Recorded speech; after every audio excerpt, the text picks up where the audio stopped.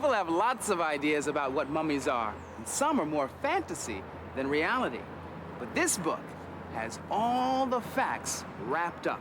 It's called Mummies Made in Egypt.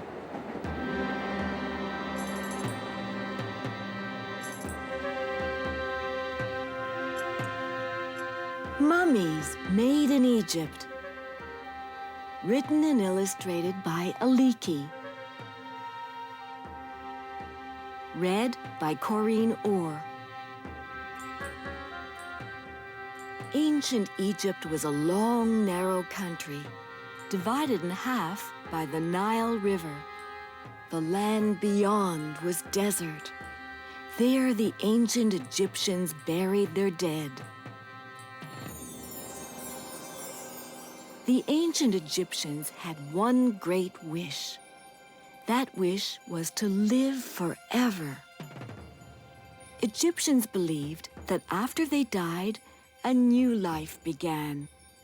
They would live in their tombs as they lived on Earth.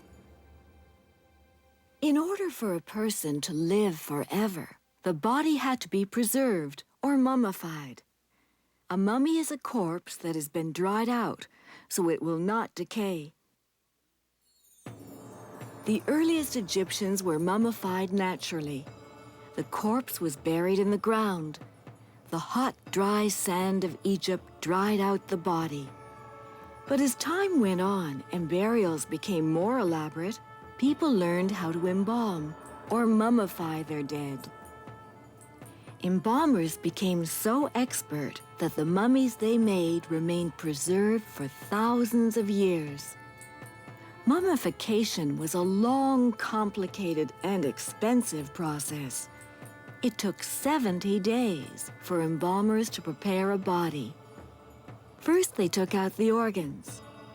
They started with the brain. Then, the inner organs were removed. The body cavity was stuffed with bundles of a chemical called natron. Then the whole body was covered with natron, and the corpse was placed on a slanted embalming bed with a groove at the bottom. Fluids from the corpse dripped into a container. Natron dried the body out the same way the sand had. After 40 days, the natron packs were removed. The dried, shrunken body was sponged clean and brushed with oils, ointments, spices, and resin. The arms were crossed, and the mummy's fingernails and toenails were covered with caps of gold. The mummy was adorned with jewels of gold and precious stones. Then the body was carefully bound with long, narrow strips of linen.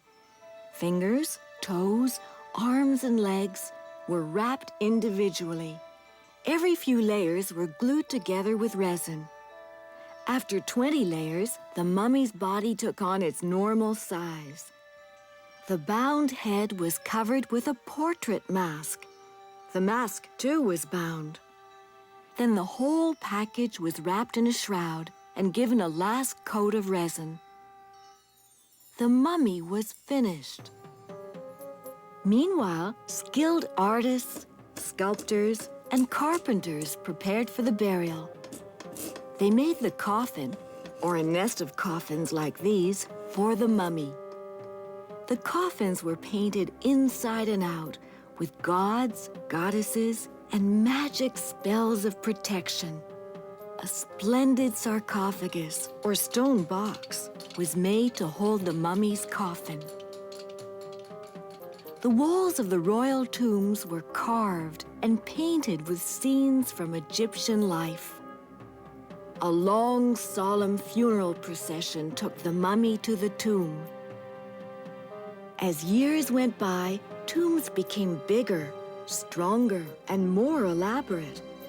Pharaohs, or Egyptian kings, had pyramids built for themselves. Pyramids were huge stone monuments.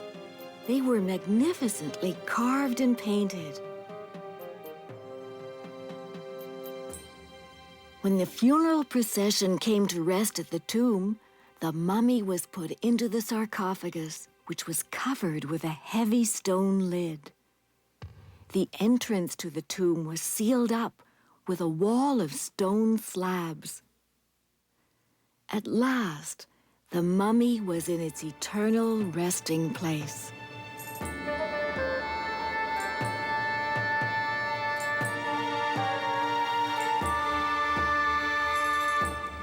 Thanks to Aliki's book, we've unwound some of the mysteries of mummies. But where do you go to see a mummy face to face? Well, if this were ancient Egypt, Akhir could take us to a pyramid. But we're in 20th century Boston, and our destination, the Museum of Fine Arts Boston, which has one of the largest collections of mummies in the United States.